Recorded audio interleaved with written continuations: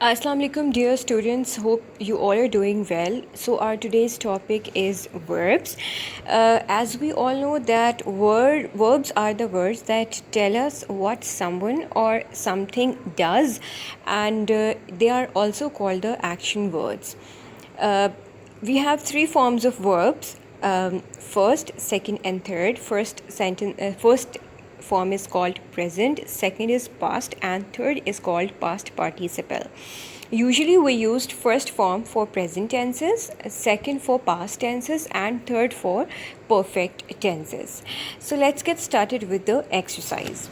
So the first exercise is circle the verb in the sentence. So as we know that they are action verbs, it's a revision. You know what a verb is.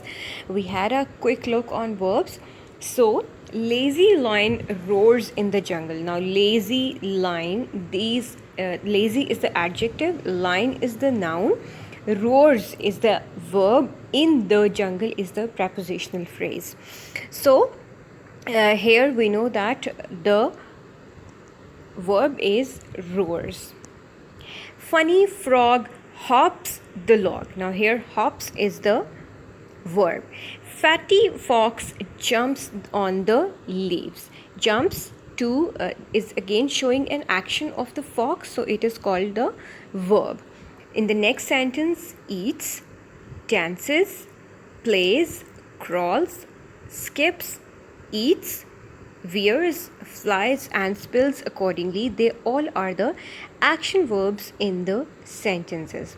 In the next exercise, we have to circle the verbs that talk about things you can do. So these all are the verbs in the down box we can see.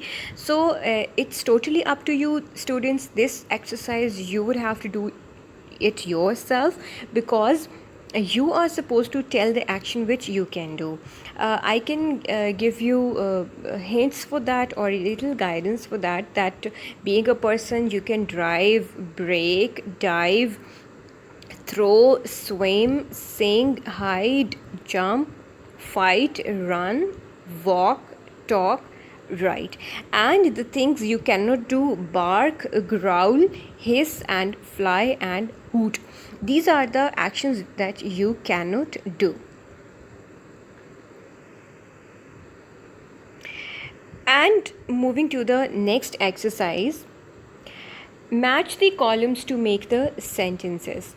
Now here are in one column we are given with some nouns, and in the next column we are given with some verbs. So we have to match the particular noun with the relevant verb. As these are the nouns, we know what they do actually. A mason, he does what? He uses cement and bricks. A horse neighs, mean it is the sound of the horse. A duck quacks. A clown makes you laugh. A baby crawls. A fish swims in the water.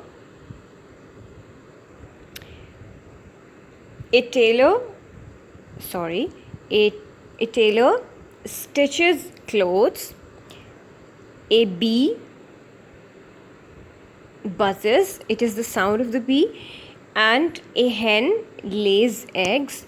A doctor cures patients. So you can see, dear students, that there is not any option that can be replaced with other, because it's clear that what the particular noun does.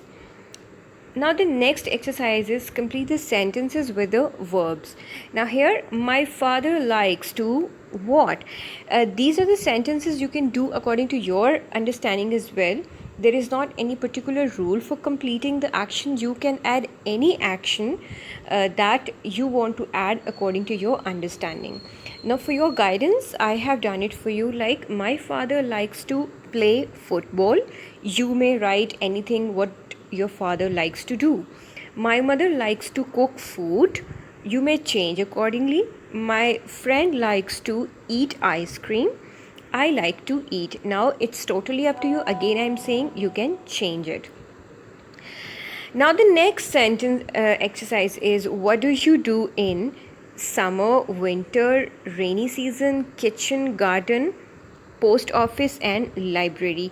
Again, these are the list of words that are given. You have to put accordingly that what can you do in the summer, so you can eat ice creams. In winter you wear cardigans, mean hot cloths, and rainy season you may play puddles, and in kitchen you may cook yummy food, and in the garden you chase butterflies, and the post office you buy stamps, and in the library you read books. Now here there are all the first words that are verbs, and the next are the completing words that are also called the objects. So that's it for today, dear students. Hope you would have understood each and everything of the lesson. Thank you very much.